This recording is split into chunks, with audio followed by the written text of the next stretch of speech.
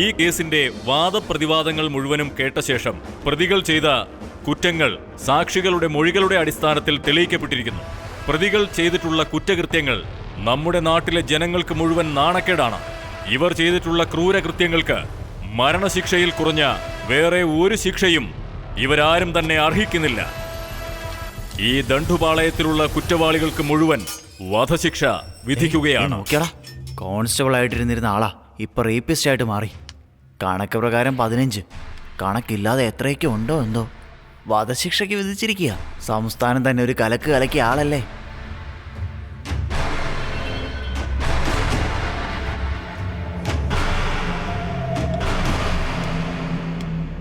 സാറേ, അത്രയും റേപ്പ് നിങ്ങൾ എങ്ങനെയാ ഒറ്റയ്ക്ക് ചെയ്തത്?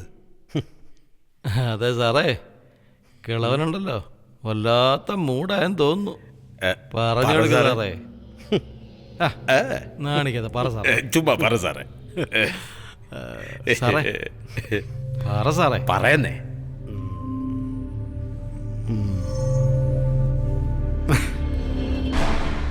മൂട് വരണമെങ്കിൽ രമേശ് റെഡ്ഡിക്ക് 36 സൂത്രങ്ങൾ.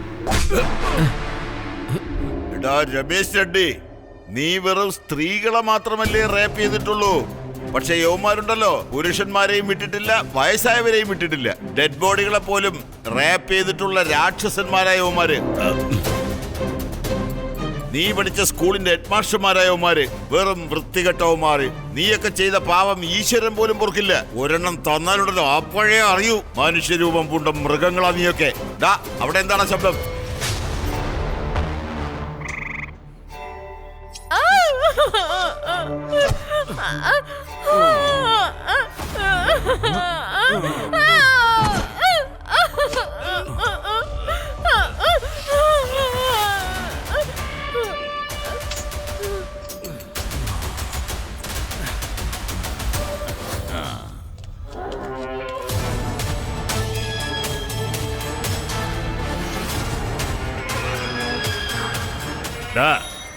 അവന്റെ തല വെട്ടി കയ്യിൽ വെച്ചുകൊണ്ട് പോലീസിന് പിടികൊടുക്കാതെ എന്റെ അടുത്തേക്ക് വാടാ.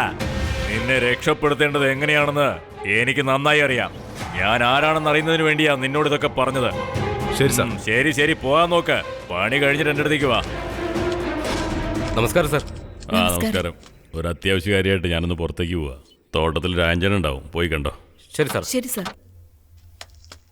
സാറേ നമസ്കാരം സാറേ. അത്ഭുതമായിരിക്കുന്നല്ലോ. എന്താ കാര്യം? ഓണത്തിന് എല്ലാവരും വീട്ടിലേക്ക് വരുന്നത് പോലെ. സാറേ, ഹരിയാനയിലേക്ക് പോയിരുന്നു. 6 മാസം ഹരിയാന, 3 മാസം മൂന്നാറ്, കാശ്മീർ മുതൽ കന്യാകുമാരി വരെ നിങ്ങളിങ്ങനെ ചുറ്റിക്കൊണ്ടിരിക്കുകയാണല്ലോ.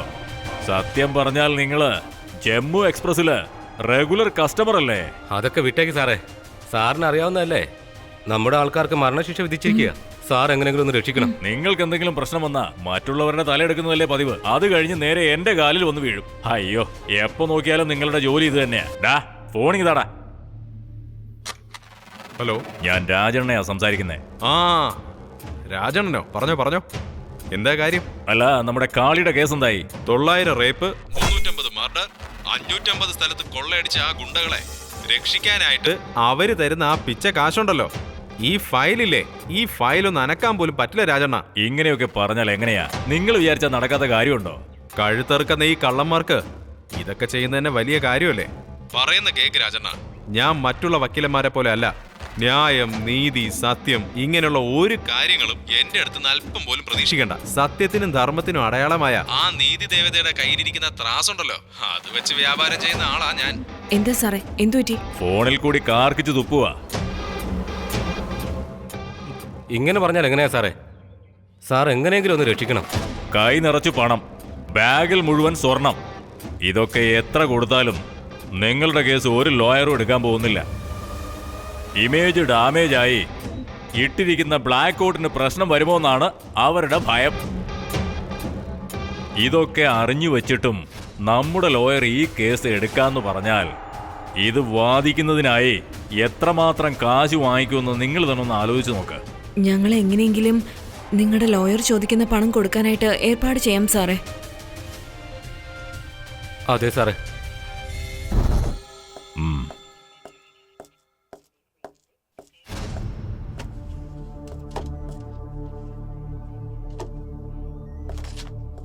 സർ, ആരുടെ ബർത്ത്ഡേ ആടോ ഇന്ന്? അത് വേറൊന്നുമല്ല സർ, ആ ദണ്ഡുപാളയം ഗ്യാങ്ങിന് തൂക്കുകയർ കിട്ടിയില്ലേ, അതിന്റെയാണ് സർ. ഓ, ഇരിക്കെ. സാധാരണ ഒരു ക്രിമിനലിന് ശിക്ഷ കിട്ടിയാൽ ഒരു പോലീസുകാരനും സെലിബ്രേറ്റ് ചെയ്യില്ല. ബട്ട് ഈ കേസിൽ നമ്മൾ സെലിബ്രേറ്റ് ചെയ്തില്ലെങ്കിൽ അത് വലിയ തെറ്റാ. എന്താണെന്നറിയാവോ? പറയൂ സർ. ഈ ക്രിമിനൽസൊക്കെ അകത്ത് കിടന്നാൽ മാത്രമേ ജനങ്ങൾക്ക് സമാധാനത്തോടെ ജീവിക്കാൻ പറ്റൂ. വേണ്ട വേണ്ട, അതും ഈ സമയത്തോ? ഏയ്, എന്താടാ സമയമൊക്കെ നോക്കുന്നേ? നമ്മളെല്ലാവരും കൂടെ ചേർന്ന് റേപ്പ് ചെയ്യുമ്പോഴും കൊല ചെയ്യുമ്പോഴൊക്കെ വെള്ളം അടിക്കുന്ന സമയത്തും നമ്മൾ സമയം നോക്കിയാണോ ചെയ്യുന്നത്? അവർക്ക് ശിക്ഷ കിട്ടിയിരിക്കുന്നത് അവർ ചെയ്ത തെറ്റിന് മാത്രമല്ല, നമ്മൾ ചെയ്ത തെറ്റുകളും അതിലൊരുപാടുണ്ട്. എന്താ മറന്നുപോയോ നന്ദിയില്ലാത്ത നായികള്? നല്ല ഓർമ്മയുണ്ട്.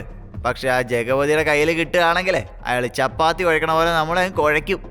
നമ്മൾ ഇനി ഈ പണി തന്നെ ചെയ്യണമെന്ന് പറയണേ. പിന്നെ ലോയർക്ക് ലക്ഷങ്ങൾ എവിടുന്നാ എടുത്ത് കൊടുക്കുന്നത്? നിങ്ങൾ വരുന്നെങ്കിൽ വാ, അല്ലെങ്കിൽ വിട്ടേക്ക. ഞാൻ തരിച്ചു പൊയ്ക്കോളാം. ചേച്ചി എന്തിനാ ചേച്ചി പോകുന്നേ? ഞാനും വരാം. ജീവൻ പോയാൽ ഒരു കുഴപ്പമില്ല. ഞാനും ചേച്ചിയുടെ കൂടെ വരാൻ ചേച്ചി.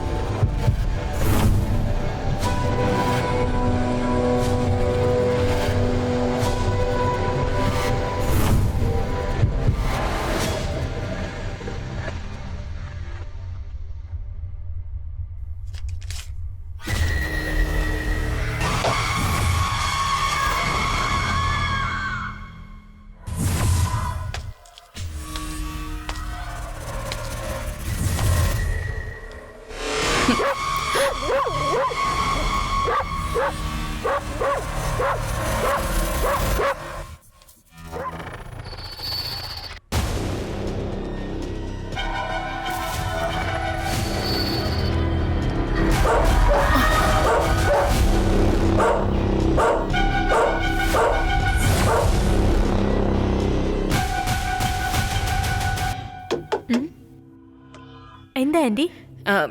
ഇന്നലെ ബാത്റൂം കഴുകാൻ വന്നപ്പോ എന്റെ ചാവി അവിടെ കളഞ്ഞുപോയി. ചാവിയോ? അവിടെ ഒരു ചാവി ഇല്ലല്ലോ. അത് വളരെ ചെറുതായിരിക്കും, നിങ്ങൾ ശ്രദ്ധിച്ചു കാണില്ല.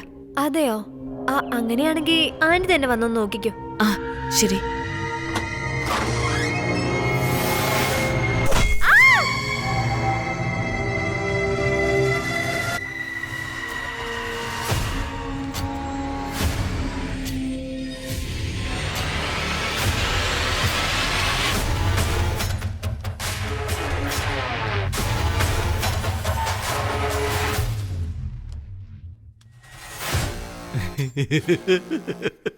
ആ റൂമിൽ കിളവൻ കിടപ്പുണ്ട്, അയാളെ നീ നോക്കിക്കോ.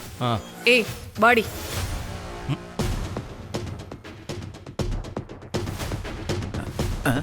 പോടാ.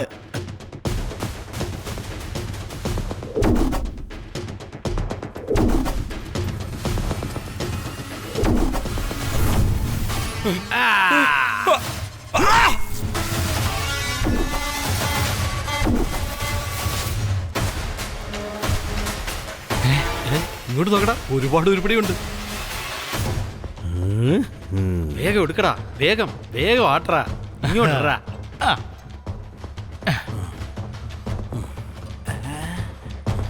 എടാ വേഗം എടുത്തിട്ട് പോകാം.